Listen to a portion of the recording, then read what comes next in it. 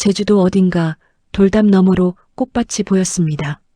양순이 제 아내였던 사람이 무릎을 꿇고 흙을 파고 있었습니다. 옆에 모르는 남자가 쪼그려 앉아 뭔가 건네주고 있었고 양순은 그 사람 쪽을 돌아보며 환하게 웃었습니다. 그 웃음이었습니다. 제가 30년을 같이 살면서 한 번도 보지 못한 그런 얼굴. 저는 그 자리에 서서 한동안 움직이지 못했습니다. 이게 내가 만든 꼴이구나. 지금부터 그날까지의 이야기를 해드리겠습니다. 서울 노원구에 사는 63살 명석호의 이야기입니다. 저는 진심으로 제 아내를 사랑했습니다. 현양순, 26에 처음 만났을 때부터 그 단정한 눈매와 말할 때 살짝 귀 뒤로 머리카락을 넘기는 습관이 좋았습니다. 우리는 연애 2년, 결혼 30년 기완이 정환이 두 아들을 키우며 살았습니다.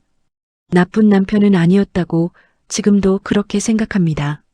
문제는 길을 걸을 때였습니다. 예쁜 여자가 지나가면 제 눈이 먼저 따라가 있었습니다.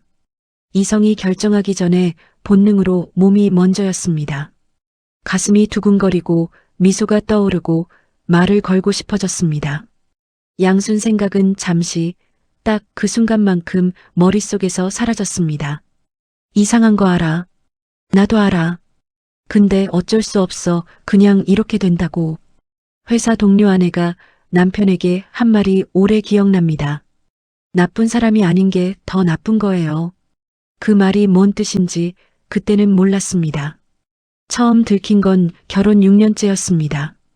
영업 나갔다 늦게 들어온 날 양순이 제 재킷 주머니를 뒤졌습니다. 영수증 하나. 호텔 이름. 그 밤 양순은 소리를 지르지 않았습니다. 그냥 울었습니다. 혼자 방구석에서. 저는 무릎을 꿇었습니다. 진심이었습니다. 정말로. 마지막이야. 이런 일 다신 없어. 양순은 아무 말도 하지 않고 다음날 아침 아이들 밥을 차렸습니다. 저도 밥을 먹었습니다. 그렇게 넘어갔습니다. 넘어간 게 아니었는데.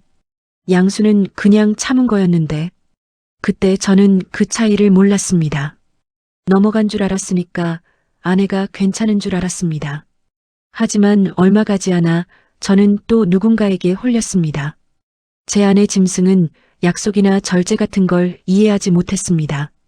두 번째, 세 번째. 양순은 두 번째엔 그릇을 깼고 세 번째엔 이혼 얘기를 꺼냈습니다. 그때마다 저는 빌었습니다. 기완이, 정환이 얼굴을 보며 양순은 참았습니다. 그런데 어느 순간부터 양순이 화도 내지 않았습니다. 싸우자고 해도 그냥 돌아섰습니다. 밥은 차렸는데 제 눈을 보지 않았습니다. 제 농담에 웃어주던 사람이 그냥 모른 채 냉장고 문을 열었습니다. 저는 오히려 그게 더 편했습니다. 조용하면 괜찮은 거 아닌가. 아내를 사랑하는 내 진심만큼은 진짜니 그걸 알고 아내고 체념한 거겠지. 이런 나를 받아들이기로. 짐승이 그렇게 속삭였습니다. 그때 양순이 어떤 심정이었는지 저는 그 시절엔 상상도 하지 않았습니다. 지금 생각하면 그게 가장 부끄럽습니다. 화도 내지 않았던 게 아니라 화를 낼 기력도 없어진 거였는데. 기완이가 대학에 갔습니다. 2년 뒤 정환이도 갔습니다. 집이 갑자기 넓어졌습니다. 아이들 소리가 사라지자 저와 양순만 남았습니다. 텅 빈 집에 남겨진 우리 두 사람. 그 무렵 양순에게 갱년기가 왔습니다. 밥상 앞에서 갑자기 부채질을 하고 이유 없이 눈물을 흘리고 자다가 일어나 부엌에 서 있기도 했습니다. 저는 그 모습이 낯설고 언제 화를 낼지 모르는 모습에 솔직히 말하면 조금 피했습니다. 그때 또 저질렀습니다. 이번엔 더 길었습니다. 2달. 들켰을 때 양순은 그저 저를 바라봤습니다. 한참을. 나 지금 열이 올라서 이러는 건지 내가 역겨워서 이러는 건지 모르겠다. 그 목소리가 낮고 건조했습니다. 드디어 다 식어버린 사람의 목소리였습니다. 이번엔 뭔가 다르다. 양순이 서류를 내밀었습니다.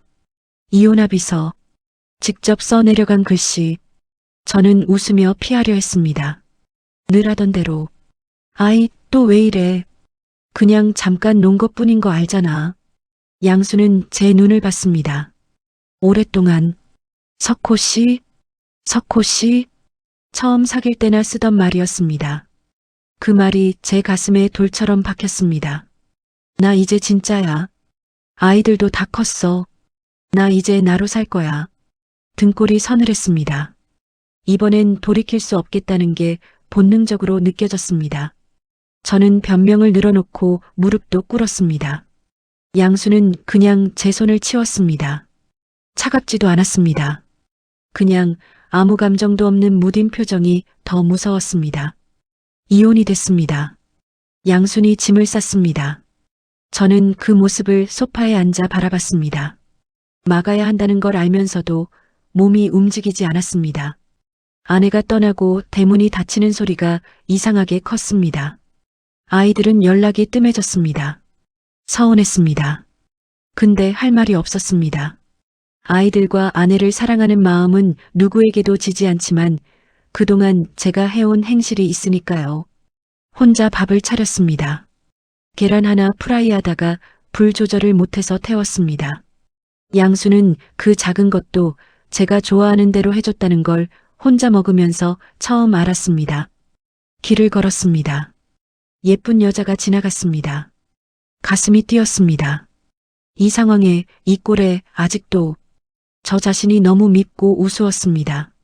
정환이한테 억지로 양순의 새 주소를 받아냈습니다. 아버지, 엄마 그냥 두세요.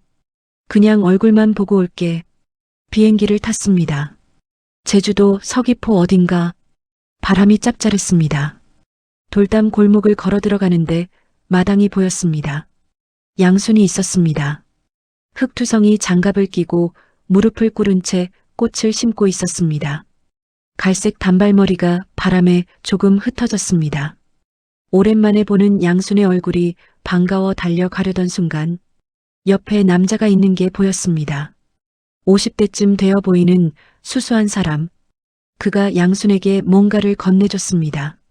모종 같았습니다. 양순이 받으며 고개를 들어 그 사람을 봤습니다. 그리고 웃었습니다. 저는 그 웃음을 아직 기억합니다. 이웃인지 아는 사람인지 아니면 다른 사이인지 저는 알 수 없었습니다. 어쩌면 아무 사이도 아닐 수 있었습니다. 하지만 그건 중요하지 않았습니다. 중요한 건 양순의 얼굴이었습니다.